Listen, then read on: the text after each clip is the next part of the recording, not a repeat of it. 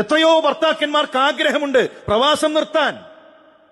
കുടുംബത്തിന്റെ കൂടെ ഉള്ളതുകൊണ്ട് തൃപ്തിപ്പെട്ട് കഴിയാൻ ആഗ്രഹിക്കുന്നവരുണ്ട്. മക്കളുടെ കൂടെ കഴിയാൻ ആഗ്രഹിക്കുന്നവരുണ്ട്. 60ഉം 70ഉം വയസ്സായി പേരക്കുട്ടികളുടെ കൂടെ തന്റെ അവസാന കാലമെങ്കിലും ഒന്ന് കഴിച്ചുകൂട്ടാൻ ആഗ്രഹിക്കുന്നവരുണ്ട്. പക്ഷേ ബാധ്യതകൾ പറഞ്ഞ് വീണ്ടും കയറ്റിയേക്കാൻ കുടുംബത്തിന് വേണ്ടി ഉരുകിത്തീരുന്ന എത്രയോ മനുഷ്യന്മാർ. അവർക്കൊരു ജീവിതമുണ്ടോ? അവർക്കൊരു സന്തോഷമുണ്ടോ? ഇവിടെ വന്നാൽ പിന്നെ ഇതിപ്പോഴുള്ള ആ പളപളപ്പുണ്ടാകില്ല. ഇപ്പോഴുള്ള രൂപത്തിൽ ബാങ്കിലേക്ക് പൈസ എത്തൂല. ഇപ്പോഴുള്ള രൂപത്തിൽ തന്റെ ഇഷ്ടത്തിന് പണം ചെലവഴിക്കാൻ കഴിയില്ല. അങ്ങനെ അവരെ പ്രവാസികളായി മരണം വരെ അവിടെ തന്നെ നിൽക്കാൻ ചില ആളുകൾ നിർബന്ധിച്ചുകൊണ്ടിരിക്കുന്നുണ്ട്. ചില കുടുംബങ്ങളിൽ നടന്നുകൊണ്ടിരിക്കുന്നുണ്ട്. ഇത് വളരെ ഗൗരവമുള്ള വിഷയമാണ്. ഉള്ളതുകൊണ്ട് സന്തോഷത്തോടുകൂടെ ജീവിക്കാൻ പറയണം. 3 റൂമാണോ ഉള്ളത്? അത് മതി. താഴെയുള്ളവരിലേക്ക് നോക്കാൻ പറയണം. ഭർത്താവിനോട് പറയണം, എത്ര കാലമായി നിങ്ങൾ പ്രവാസിയായി കഴിയുന്നു, മതി, നമുക്കൊരു ചെറിയ വീടുണ്ടല്ലോ, ഇവിടെ ഒരു ചെറിയ ജോലി ചെയ്താലും നമുക്ക് ജീവിക്കാനുള്ളത് കിട്ടൂലേ, ഇവിടെ നിൽക്കൂ എന്ന് പറയണം.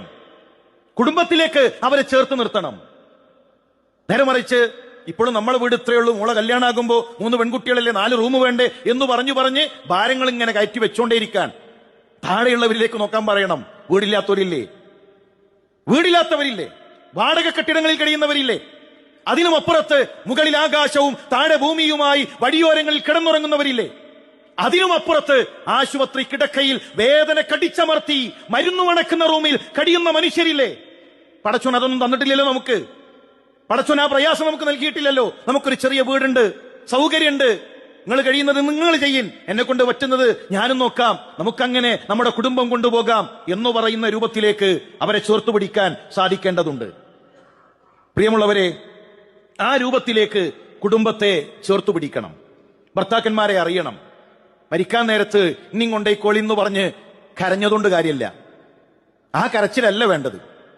ജീവിച്ചിരിക്കുമ്പോൾ സ്നേഹം കൊടുക്കാൻ, ജീവിച്ചിരിക്കുമ്പോൾ ഒന്നിച്ചു നിൽക്കാൻ, ജീവിച്ചു നിൽക്കുമ്പോൾ കൈപിടിച്ചു കൂടെ നിൽക്കാൻ, പ്രയാസങ്ങളിൽ പരീക്ഷണങ്ങളിൽ താങ്ങാകാൻ ആ ഒരു സപ്പോർട്ട് മാത്രം മതിയാകും ഏതു പ്രയാസങ്ങളിലും ഭർത്താക്കന്മാരെ സംബന്ധിച്ചിടത്തോളം ഉറച്ചു നിൽക്കാൻ.